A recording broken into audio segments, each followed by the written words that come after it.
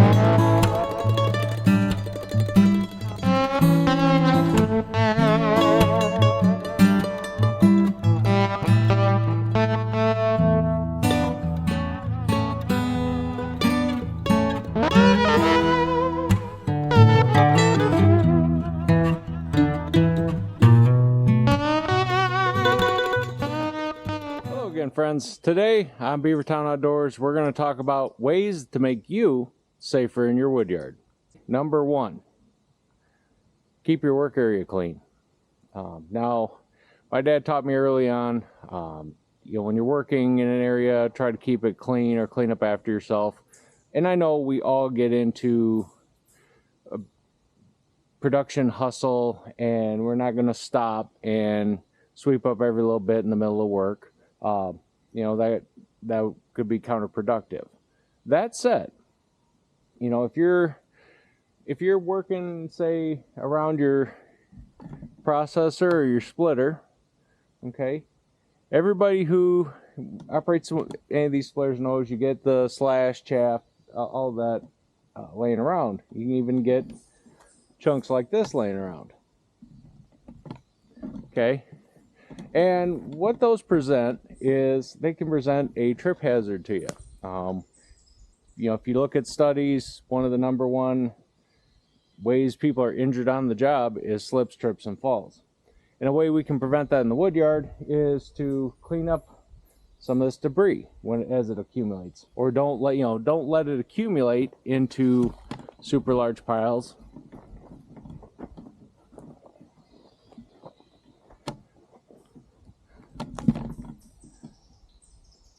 Like this one.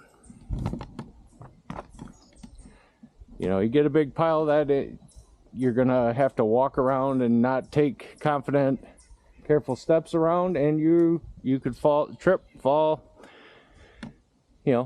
Something as simple as hit your head. If you're a more seasoned fellow like my dad, and I'm getting there too, as you get older, you don't bounce like you did when you were a kid. Sometimes a fall, a simple thing is a twisted fall, and you could end up in the hospital. You could end up out of commission for days, weeks, months, some people even forever. So, take that minute, grab a rake, and clean up a little bit.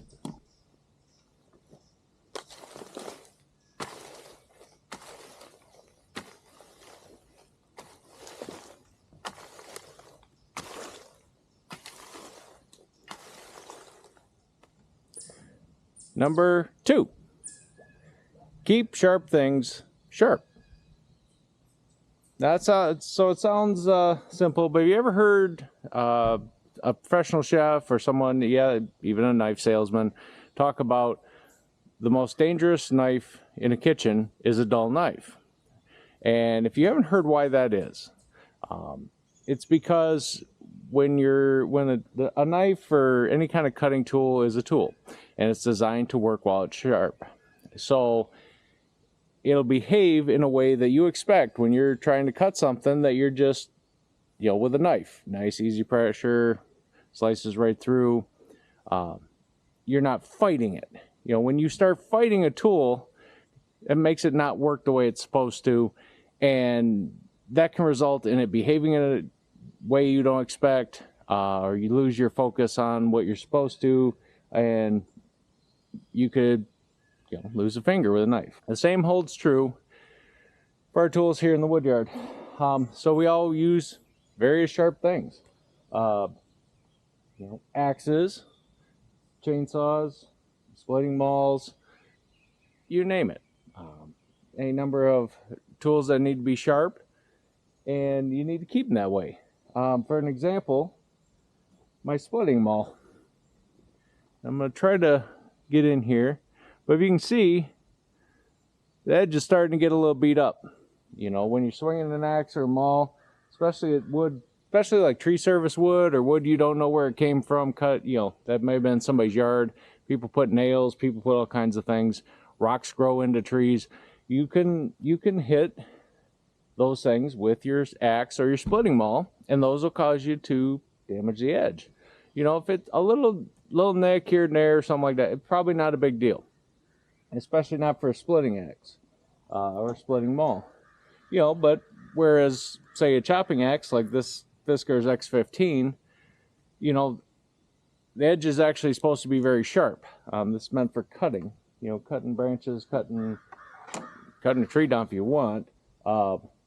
Those either needs to be really sharp, or like in the case of a splitting axe, it needs to be relatively sharp. You don't necessarily have to have a razor, just an edge at least as good as when you got it. The other thing all of us probably use, unless there were some people that answered my poll and said that handsaws were the only way to go. Chainsaws were for wimps. Well, okay, I guess I'm a wimp. I like my chainsaws. But chainsaws, even the best ones, even with proper cutting technique, the chains get dull. And you need to keep those sharp. If your chain gets dull, you're going to be taking that, trying to cut a log, and you're bearing into this. Instead of being able to stand up and buck the log and keep that bar out and away from you, you're having to lean right over it and push into it and just reef it. And if that saw kicks back, you're that much closer. So keeping a chainsaw sharp is vital to its safety. And sharpening it properly. If you know how to hand file, you have a grinder and you're pretty good at it. If you're good at sharpening one, any method will do. Just keep it sharp. If you don't have the equipment or don't have the skills to do it, keep a spare chain and take the chain when it gets dull, take it to your local hardware shop. A lot of them, most of them, especially if they sell chainsaws, are going to be able to sharpen it. They're going to be able to sharpen those chains and get them like brand new or sometimes better. If you know how, or make sure a professional's going to know, is to set your depth gauges, set them right. Make sure they're set for the type of wood you're cutting. If you're cutting nothing but spruce, pine, softwoods, you can have a pretty aggressive raker if you're not cutting trees down. If you're bucking up logs, you can have a pretty aggressive raker. But if you're cutting a lot of hardwoods, hard maple, oak, you name it, you don't want to have it be so aggressive that it either pulls the saw completely out of your hands or makes it jump, makes it buck. You want it to be right for what you're doing. Yeah, so keep your sharp things sharp. They're gonna be a lot safer to use, and you'll be a lot happier in the woodyard. Way number 3, use tools to protect your back, to protect you from injuries. So just like having great tools that'll cut and split and do all the things that we need to do, there's also tools out there to help you be able to work longer, work safer, and less likely to be injured, especially when moving around.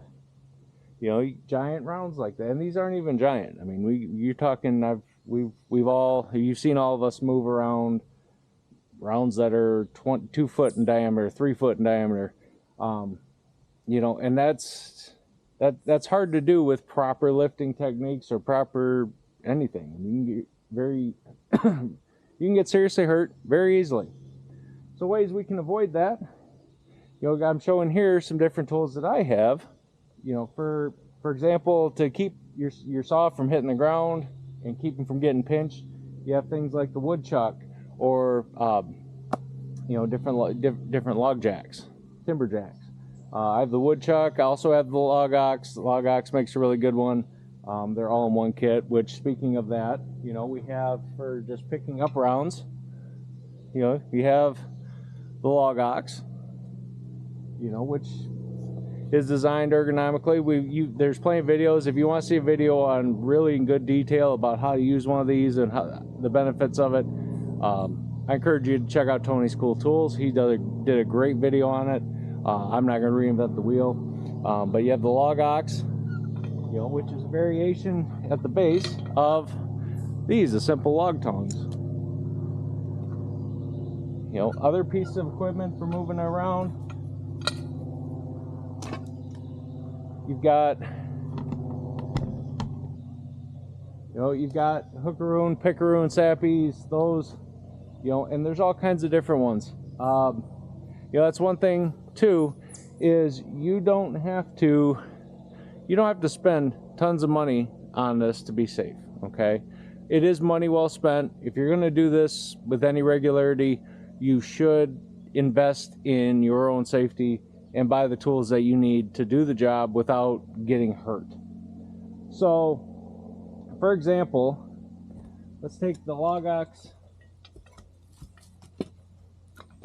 Let's take the log ox instead of wood log tongs. So, admittedly, and I'm 100% saying that it is worth it, but the log ox, you know, you're looking at, I don't know what they go for now. You know, you're well over $200, maybe close to $300, depending on which one you pick, which is a great value, you know, for all the different things it can do, but that can be outside of someone's price point. This simple set of log tongs, you can pick up a decent set on Amazon, anywhere from $20 something up to $50. And this in itself will help you save your back, save your arms, save your body parts, make you more ergonomic, keep you from getting scraped, cut, twisting something. You know, they're all designed with ergonomics in mind. You know, and if you look at, you go to a lot of factories, a lot of places that do manual labor, but there was a big push in the 90s, and it still goes on today, for ergonomics, to make things repetitive motions, either to reduce the risk of injury from doing the same old thing, to just making it so doing that same thing for a long time doesn't do damage to you long term. Again, talking about price points, you know, you've got your hookaroon, pickaroons, those all can be different price points. So, for example, the log right,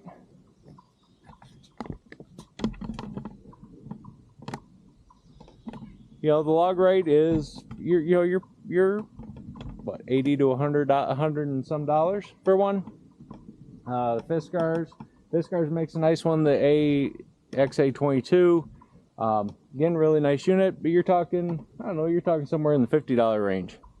Again, not everybody's price point's going to be there, but one almost everybody can afford, kind of like the log tongs. You know, Forester makes a simple, basic hookaroon, pickaroon, and you can pick these up. You know, even you can pick these up at a big box store or tractor, you know, big box store, tractor supply, farm store, whatever you want to call it. You know, this one here only cost me $20. And again, it's all about money that's spent well on your safety. So they're not luxury. Safety shouldn't be a luxury. It should be something that is a necessity. Number 4. Thanks, number 4. Number 4. Keep your focus. Now, what do I say by that? So make sure you're able to focus on what you're doing when you're operating equipment, such as a firewood processor, a splitter. You know, all safe pieces of equipment when they're operated properly and you keep your focus. You know, but there's a lot of things that can injure you on these. You know, you can get burned by engine components such as the muffler. You can, you know, if you're not paying attention and get your hands where they shouldn't be, particularly on this, like on the Rugged Made here, between the push plate and the wedge. You always say never get your fingers or anything you don't want split or cut off in that area. As you go up in complexity of machines, that gets even more so. You know, for example, on the Eco Pro, you know, you've got, you know, luckily this one's got guards in place, but you've got a chainsaw mounted to a, you know, run by a hydraulic system powered by a 15-horse motor. You've got the splitter. You've got the conveyor belt. You know, you don't want to reach down. For example, you're going to change the wedge out. This is not here. You shouldn't have things down here where you can catch on a conveyor belt. You know, especially if you have long sleeves and they're not tight and form-fitting, you can get caught on that conveyor belt as it's going around and actually get your arm dragged into somewhere, and you can get seriously hurt. So the other way, you know, other things that can take your focus away. You know, is your faithful pup? Does he stay out here in the Woodyard with you? You know, that's a concern. And I like having our dog out here too at times, but he's not out here without Miss Debbie out here to watch him. I don't like having an unknown. You know, dogs do what dogs do. That same goes for kids. You know, having kids out here in the Woodyard, it's great. Teach the young ones how to do this.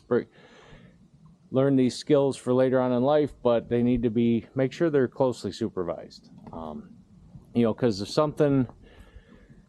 dog does something or the kid does something that is, you know, triggers you to react immediately, you may be in the middle of splitting a log, cutting a log. You may be doing something, you know, running the chainsaw. You may be doing something to where that moment that you took to pay attention to your pup or your kid, that may have distracted you from the things you know to do, keeping your hands where they should be, doing different things the way they're supposed to be done safe. So keep your distractions to a minimum. And the last thing, I'm not looking to be controversial, and I'm also not going to say I'm not going to be a hypocrite here, but I'm not going to say you're totally unsafe if you have a adult beverage while you're working. My suggestion is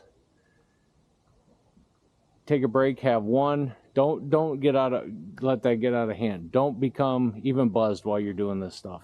Again, just like driving a car, you don't want to do that if you're buzzed, you're not completely there, you're not completely safe. You need to take a break, step back, enjoy your beverages, come back to the Woodyard another day. You know, there's certain tasks you can do and have a few. You know, if you're sitting there with your buddy stacking wood, you know, it's not a big deal. But if you're running a splitter, you know, you shouldn't be running and drinking at the same time, running equipment or driving the tractor around. I mean, it's all, again, this is all dangerous equipment, and anything that impairs your judgment, your reaction times, can lead to you getting injured. You know, you do you. I'm not gonna harp on you. Not gonna turn anybody in. And last but not least,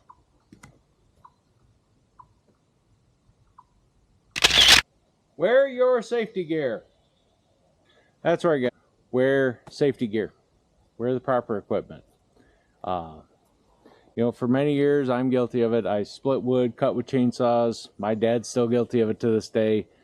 Not using chaps, not using gloves, helmets, things like that. Heck, he doesn't even wear ear protection, which is why he says "what" to me a lot.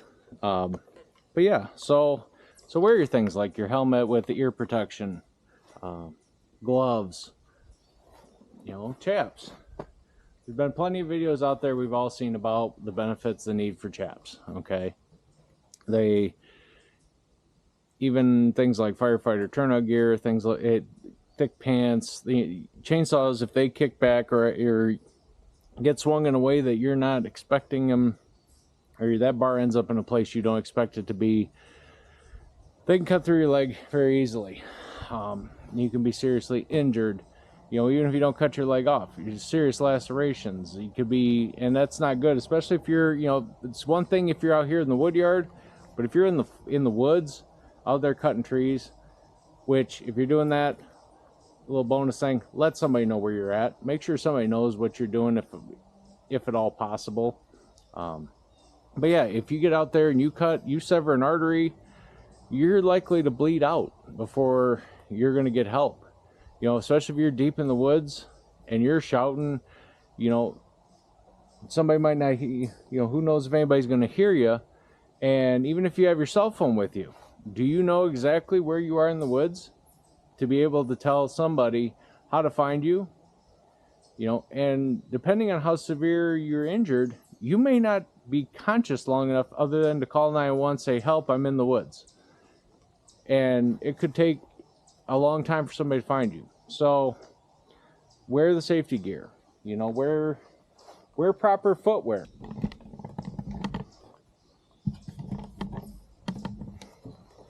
You know, don't wear flip-flops.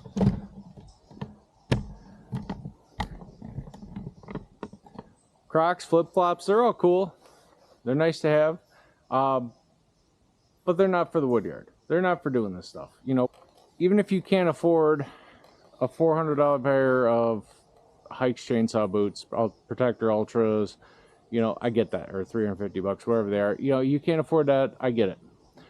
They're not the only option. They're a great option, one of the best, I feel.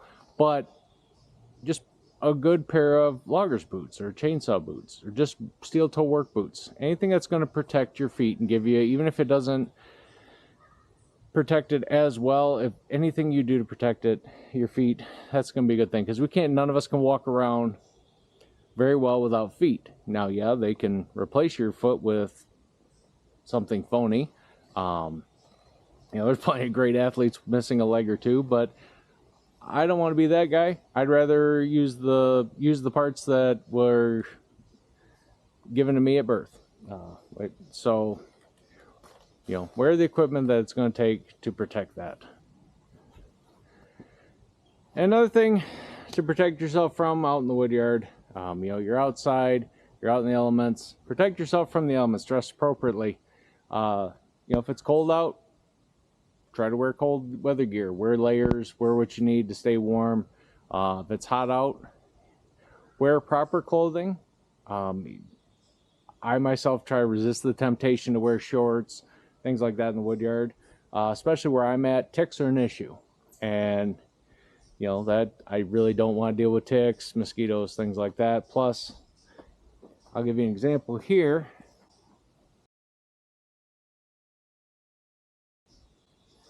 Just yesterday, my leg brushed against the splitter while I was on the retract cycle, and it caught my pants. And it brand new Duluth pants that guess my splitter was a little tougher than the Angry Beaver that they advertised, but you know, it put a couple of little holes in the pants, and better holes in the pants than holes in the leg, right? Another thing, whether you're a redhead or not, you need to protect yourself from the sun. Okay, we all love a nice bright sunny day. Those who are fortunate enough to tan, okay, you can get that farmer's tan that seems to be popular in the country music videos and songs. But understand this: all your exposure to the sun increases your chances of cancer. And if you're someone like me, if you're someone who's outside a lot, out in the Woodyard a lot, you're exposing yourself to the sun and potential for cancer all the time. So one of the things I like to do is I've adopted now is found there's been a lot of great advancements in, you know, being long sleeve shirts, ways to be fully covered that you're not roasting. You know, it used to be even a long sleeve t-shirt make you extra hot. You know, things you can get like this Mission Pro cooling hat, you know, bucket hat. And admittedly, it probably isn't the most stylish thing, You can kind of adjust the brim there, make it a little better looking. But you want to shield your face, shield your body from the sun. Cancer is real. Cancer sucks. Cancer is a big part of our life here at the compound right now. We've had a couple of pets, and more importantly, we've got one of our family members is battling cancer right now. And please, guys, do me a favor and protect yourself. If you don't want to wear stuff like long sleeves and semi-fashionable hats, wear a good sunscreen. Don't forget that stuff. You're going to be out here a lot. You're going to be exposed to a lot of sun. Protect yourself from it. Well, that's going to do it for me today, guys. I hope you learned something here. I hope I've helped you be safer in your wood yard. This isn't the end-all be-all, all-encompassing list. I encourage you to leave a comment below. Leave a comment in the section and let me know if there's something that I didn't share that you want to share with the rest of the community. If you like what you saw, hit the like button. Please subscribe, and feel free to share. Also, if you subscribe, if you want to know when my content comes out and get notified, hit that little bell there. That'll notify you, let you know when my content comes out. I try to do a video every week. Especially lately, that notification bell would help because I'm kind of playing with the what days I upload, or what days things premiere, and I don't want you to miss it if you're looking for it. So, but until next time, everyone, from all of us here at the beautiful Beavertown compound and Beavertown Outdoors, take care of each other, be good, stay safe, and I'm out.